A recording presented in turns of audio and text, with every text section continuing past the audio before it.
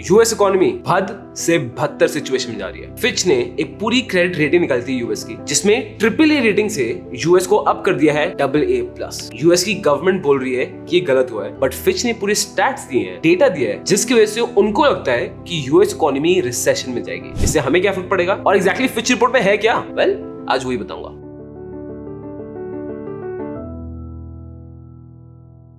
अब पूरी Fitch report को मैंने नीचे मेंशन रखा है, डिस्क्रिप्शन में आप जाओगे, सोर्सेज में देखना, आपको सारे लिंक्स मिल जाएंगे। And by the way recently हम वो हर वीडियो क्लिक कर रहे हैं, जो भी वीडियो में आप जाओगे डिस्क्रिप्शन में आपको सोर्सेज में सारे लिंक्स मिल जाएंगे कि इन्फॉर्मेशन कहां से सोर्स हो। अब पढ़ने को आप पढ़ सकते हो, बट गोयला का काम क्या है? आपका काम आसान करना। तो गोयला आज आपको पूरे मेन पॉइंट्स बताने वाला है ऑफ दिस रिपोर्ट। इससे हमें क्या फर्क पड़ता है, इंडियन इकोनॉमी को क्या फर्क पड़ेगा, एंड एज इन्वेस्टर्स हम अपॉर्चुनिटी कहां ले सकते हैं। तो सबसे पहले पॉइंट आता है इनका सिटी बैंक। अब जब भी मैं बैंकिंग इंडस्ट्री की बात करूंगा, और मैं सिर्फ इंडियन बैंकिंग इंडस्ट्री की बात नहीं कर रहा, अगर आप वर्ल्ड वाइड बैंकिंग इंडस्ट्री की बात करोगे, सिटी बैंक का नाम आपके मुंह पे आएगा ही आएगा। It is a heritage bank. US के टॉप 11 बैंक्स में आता है, यूएस का 4th लार्जेस्ट लेंडर है। तो सिटी बैंक किसी भी हालत में कोई छोटा मोटा बैंक नहीं है, ये एक हेरिटेज बैंक है। इस बैंक ने कितनी फाइनेंशियल क्राइसिस को पार कर लिया है, 2008 की सब प्राइम क्राइसिस हो या ग्रेट अमेरिकन डिप्रेशन हो या कितनी भी क्राइसिस, ये बैंक अभी तक खड़ा है। बट ड्यूरिंग दिस टाइम ना इस बैंक पे बहुत मेजर एक्विजिशंस लगी है। आप एक बार गूगल करके देखना सिटी बैंक स्कैम्स, आपको पूरी लिस्ट ऑफ आर्टिकल मिल जाएंगे कि सिटी बैंक के अगेंस्ट लोगों ने क्या क्या एक्विजिशंस किए। सिटी बैंक को मनी लॉन्ड्रिंग के लिए ब्लेम किया गया है, इनको सब प्राइम क्राइसिस के लिए ब्लेम किया गया है, इनको अनएथिकल लेंडिंग के लिए ब्लेम किया गया है, बहुत सारी चीजों के लिए ब्लेम किया गया। बट इसके बावजूद ना इस बैंक को कभी कुछ फर्क नहीं पड़ा। बट अब रिसेंट टाइम्स में बहुत मेजर फर्क पड़ा है। लास्ट क्वार्टर में इनका रेवेन्यू $4.5 बिलियन से नीचे गिर के आ गया $2.9 बिलियन पे। और यहीं पे अगर आप इनका कंपटीशन देखो, जेपी मॉर्गन चेज वो ऊपर गया है by 67%, वेल्स फार्गो ऊपर गया है by 57%। तो इंडस्ट्री अच्छा कर रही है, बट यही बैंक अच्छा नहीं कर पा रहा है। और सिटी बैंक का सिर्फ एक दो जगह इशू नहीं है, अक्रॉस ऑल बिजनेसेस जिसमें ये है सब में इशू आ रहा है, जिसकी वजह से सिटी बैंक ने 5000 लोगों को नौकरी से निकाल दिया। और नौकरी से निकालने के चक्कर में सिटी बैंक को $1 बिलियन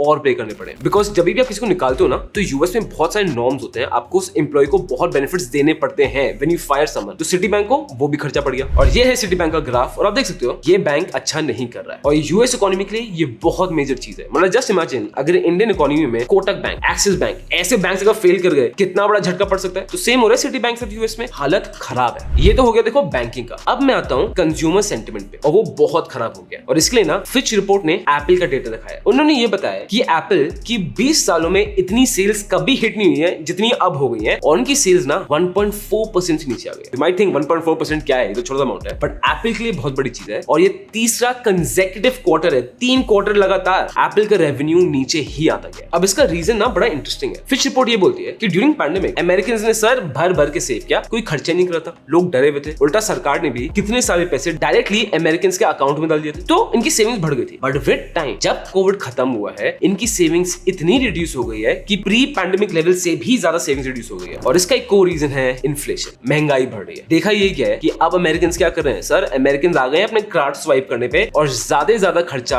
अमेरिकन का क्रेडिट कार्ड पे ही हो रहा है। और ये इतना ज्यादा खराब है for the economy, because economy की सेविंग्स कुछ है ही नहीं, इन्फ्लेशन वो वैसे नहीं सह पाते। और अगर इन्फ्लेशन और बढ़ गया तो क्या ये कभी क्रेडिट कार्ड डेट दे पाएंगे? बहुत मुश्किल है। एज ऑफ नाउ अगर आप अमेरिकन का ओवरऑल पूरे देश का क्रेडिट डेट देखोगे, इट इज ऑफ $986 बिलियन। इतना हाई यूएस का क्रेडिट कार्ड डेट कभी जिंदगी में नहीं हुआ है। और लास्ट ईयर से यही क्रेडिट कार्ड डेट 17% से बढ़ गया है। और ये फेडरल रिजर्व का डेटा है, which is a very scary situation. Federal reserve क्या है? वही है जो हमारे लिए इंडिया के लिए आरबीआई है, यूएस के लिए वो फेडरल रिजर्व है। अब फेडरल रिजर्व को इन्फ्लेशन कंट्रोल करना चाहिए, जैसे हमारे लिए आरबीआई करता है। अब इन्फ्लेशन कब होता है? When demand is very high, supply is very low. तो लोग ज्यादा पैसों में चीजें खरीदने रेडी होते हैं बिकॉज सप्लाई बहुत कम है। तो इसका सोल्यूशन क्या है? डिमांड को कम करो। ये बैंक्स कैसे करते हैं? बैंक की इंटरेस्ट रेट बढ़ा देंगे। व्हेन आई से बैंक इंटरेस्ट रेट, मेरा मतलब क्या है? लोन्स आपको महंगे मिलेंगे, सेविंग्स अकाउंट में आपको ज्यादा पैसा मिलेगा। तो हम क्या सोचते हैं कि भाई खर्चा तो कम करना ही पड़ेगा, लोन तो महंगे हो गए, उल्टा सेव कर दो, बेटर इंटरेस्ट रेट मिल रहा है। और इसीलिए जेरोम पावेल जो फेड के चेयरपर्सन है, उन्होंने इंटरेस्ट रेट बढ़ाते गए एंड ऑफ कोर्स बढ़ाने ही पड़ेंगे। और अब यूएस के इंटरेस्ट रेट्स हो गए हैं 5.25 to 5.5%। It is at ridiculous levels. अगर अमेरिका में आपका कोई दोस्त रहता है, एनआरआई फ्रेंड या कोई भी कोई रहता है, एक बार से पूछना बैंक में कितना इंटरेस्ट मिल रहा है सेविंग्स में, वो आपको बताएगा कि ये शॉक्ड है सब अमेरिकन के लिए कि बैंक 5.5% का रिटर्न दे रहा है। एंड जेरोम पावेल तो ये भी बोल रहे हैं कि आने वाले टाइम पे वो इंटरेस्ट रेट और बढ़ा देंगे looking at the inflation. But वो बोल रहे हैं कि ये पॉसिबिलिटी है। वो इसलिए तक क्यों बोल रहे हैं? वो पहले ही इन्वेस्टर्स को रेडी कर रहे हैं, हम इंटरेस्ट रेट और बढ़ा सकते हैं। ये इसलिए होता है अचानक से फेड ने इंटरेस्ट रेट बढ़ा दिया और बिना किसी नोटिस के इन्वेस्टर्स उसमें पैनिक कर जाते हैं, डर जाते हैं, मार्केट्स की हालत बड़ी खराब हो जाती है। अब आपको लग रहा हो कि इंटरेस्ट रेट बढ़ गए तो अच्छी बात है, प्रॉब्लम सॉल्व। प्रॉब्लम तो देखो इन्फ्लेशन इन्फ्लेशन की विद टाइम सॉल्व हो जाएगी, बिकॉज इंटरेस्ट रेट बढ़ाने से होगा क्या, डिमांड कम हो जाएगी, तो जितना डिमांड सप्लाई के बीच में डिफरेंस कम होगा उतना ही इन्फ्लेशन कम होगा। बट सर खराब पॉइंट बहुत मेजर है। खराब पॉइंट क्या होता है, कंपनीज की प्रॉफिटेबिलिटी रुक जाती है। सर आपने डिमांड कम कर दी तो क्या कोई नया सामान खरीदेगा?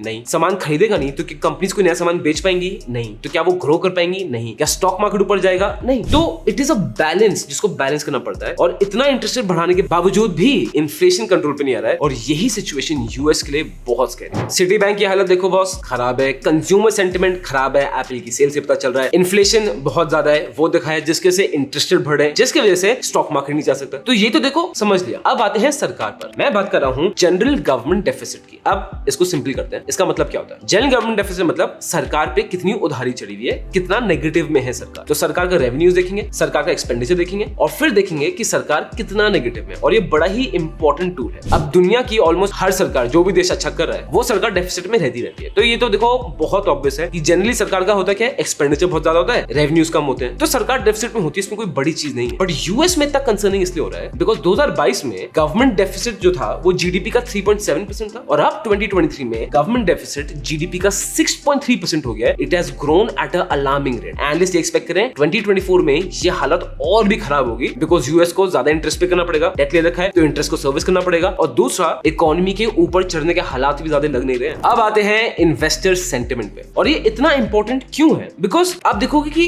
इकोनॉमी में जो हो रहा है ठीक है, जो फैक्ट्स डेटा दिखा रहे हैं ठीक है, बट बहुत जरूरी है कि उस इकोनॉमी के इन्वेस्टर्स का सेंटिमेंट कैसा है। क्या वो अभी भी बुलिश है? क्या वो अभी भी बेरिश है? If you take India, investors bullish है, लॉन्ग टर्म में सारे इन्वेस्टर्स बुलिश है। सबको यकीन है कि भारत की इकोनॉमी नंबर 1 इकोनॉमी बनेगी 10 साल में, 20 साल में, 30 साल में, पता नहीं क्या, बट बनेगी जरूर। तो लॉन्ग टर्म में India is a very good perspective. अब यूएस के इन्वेस्टर सेंटिमेंट दिखते हैं, और ये इतना स्ट्रॉन्ग दिखा नहीं रहा है। बट अब मुझे कैसे पता है इन्वेस्टर सेंटिमेंट स्ट्रॉन्ग नहीं है? बिकॉज सेंटिमेंट है, ये तो संभावना है, ये एक फीलिंग है अंदर की। How can you factorise it? उसको मैं क्वांटिटी में थोड़ी डाल सकता हूँ, कितना किलो फीलिंग है, इतनी लीटर फीलिंग, वो तो पॉसिबल नहीं। इसके लिए सारे इकोनॉमिस्ट ये मेजर टूल यूज करते हैं, और इकोनॉमी को जज करने के लिए ये टूल बहुत ज्यादा जरूरी है। ये होता है यील्ड कर्व। आसान भाषा में बता रहा हूँ, यील्ड कर्व क्या दिखाता है कि इन्वेस्टर्स किसको प्रेफर करते हैं, शॉर्ट टर्म डेट या लॉन्ग टर्म डेट। अब अगर इन्वेस्टर्स लॉन्ग टर्म डेट को ज्यादा प्रेफर करते हैं then the short term debt, इसका मतलब क्या है कि इन्वेस्टर्स लॉन्ग टर्म में बहुत ऑप्टिमिस्टिक है इकोनॉमी को लेकर। वहीं पे अगर आप इसका उल्टा कर दो, जहां पे लॉन्ग टर्म डेट कम है इन्वेस्टर्स पे एंड शॉर्ट टर्म डेट ज्यादा हो रहा है, वहां पे क्या होगा, इन्वेस्टर्स डरे हुए हैं, उनको लॉन्ग टर्म पे इकोनॉमी कोई फ्यूचर दिख ही नहीं रहा है। ये है यूएस का यील्ड कर्व, और ये